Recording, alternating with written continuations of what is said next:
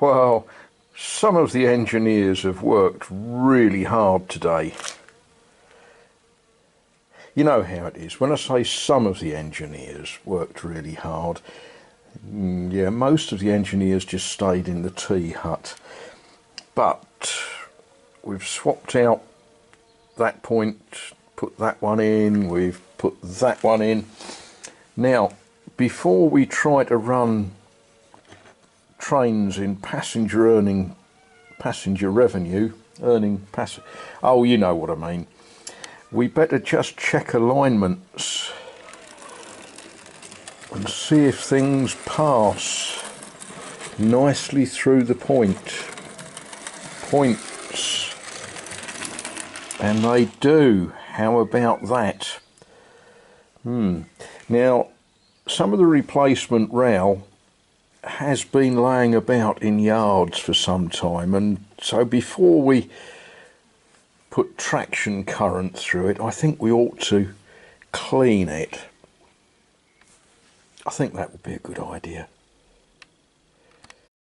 Well, we have got a temporary speed limit on this section until it's been ballasted and tested and adjusted and all that sort of good stuff. But that all seems to work quite nicely. Now what we do need to do is sort out where it actually goes to. So good railway practice, the points are clipped, so we can't move them and cause a derailment.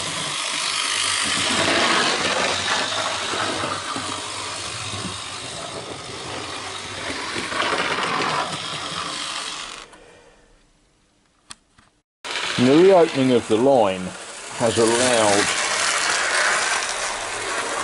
that engine to disappear off to works where she's going to be lovingly repaired. You know, we'll retube the boiler and turn the wheels and all those sorts of good things that you do to elderly steam locomotives.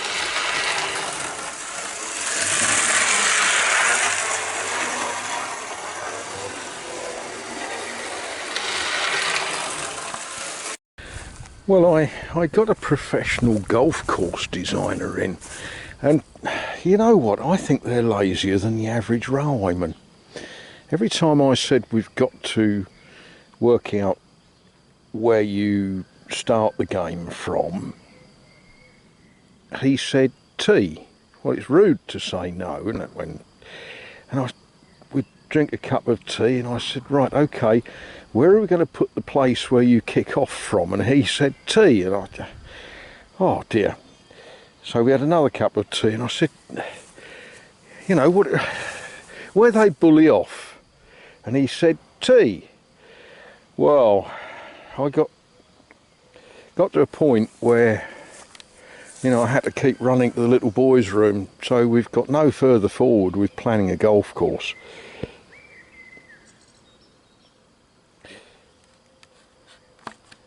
And there was another thing he said.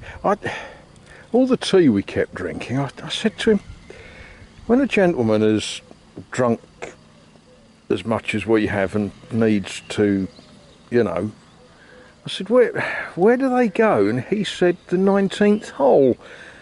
And I thought, oh, is that to stop people from getting their ball back out of the 19th hole? Strange chaps, golf course designers.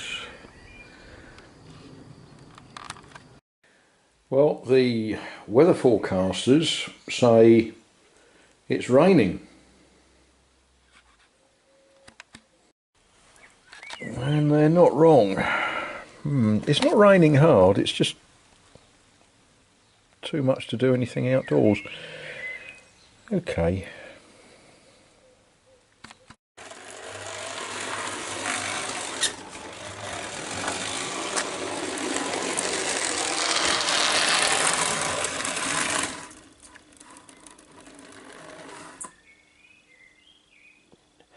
Right, Well, now these points are what are known as, well, live. So I can change the point, but the electricity still runs to that bit of track. So we need systems to isolate this bit of track so that we can put things on it. Now, I'm cheating at the moment using this point, which is an isolating point. So that's isolated that. And I'm going to use the proper term. That's isolated that road. So that can sit there and simmer, and it won't, I can do things up and down the main line that, that won't move. Now this is completely the wrong engine to put on here, but I like this engine.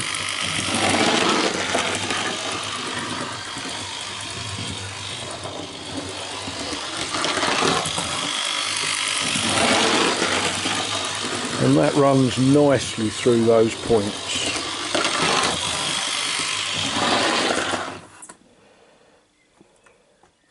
If we change that point,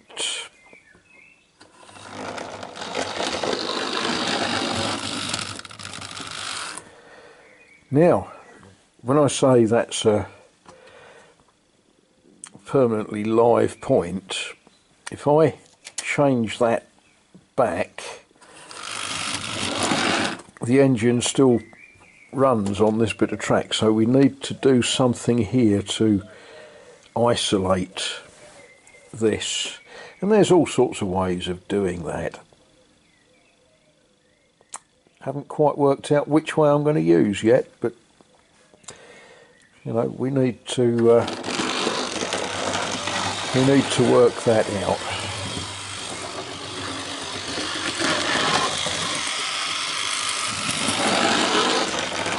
Or we could just watch this little engine run round and round and round, couldn't we? I suppose we ought to try some wagons through these points.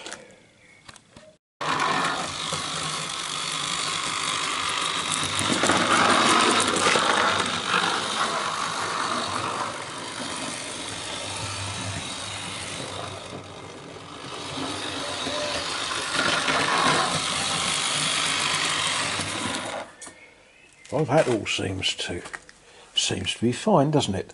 Let's see what else we can put on here to increase the load.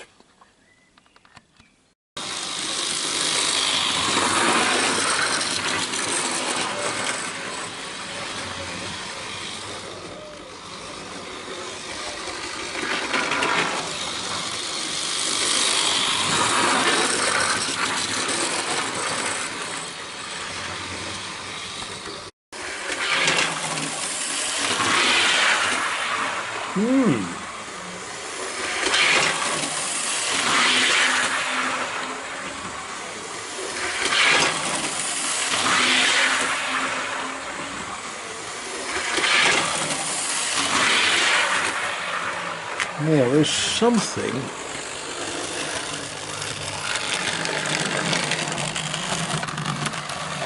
I think we've got some ballast a little bit high somewhere here. There's a clunk when she comes round there. Have to go through that carefully.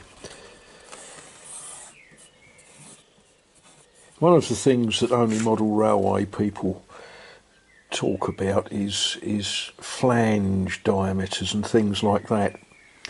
And this being a Triang 00, the standards for the rail and the flanges are very different to GUF HO.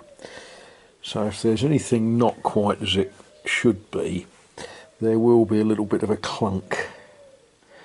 But she sort of runs very nicely through the point.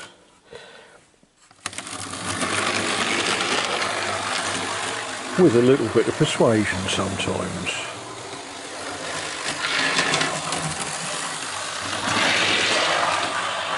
I suppose I ought to try the 47 as well, didn't I?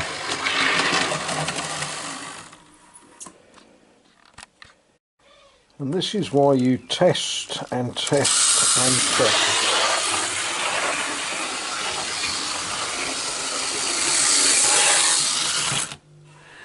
Every time the 47 comes round this corner, the rear bogie derails, and I've worked it backwards and forwards, and there's a little problem.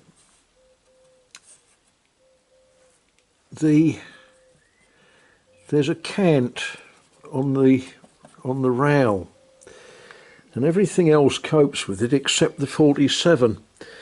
So this is a bit of an irritant, because what I need to do is I need to lift and relay this piece to take, there's a twist, it's twisted that way, and I need to get it dead flat. That will be fun after a cup of tea, I think. Well, I consulted with some real engineers, and what we concluded between me and the plasterer and the painter and the gardener was that putting the point as you come straight off the curve was not necessarily the best idea.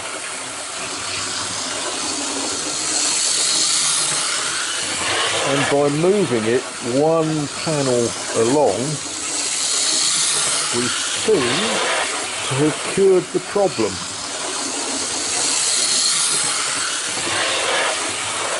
If we open the regulator all the way, yeah. Anyway, children, it is that time for me to think more about bed than boys' toys.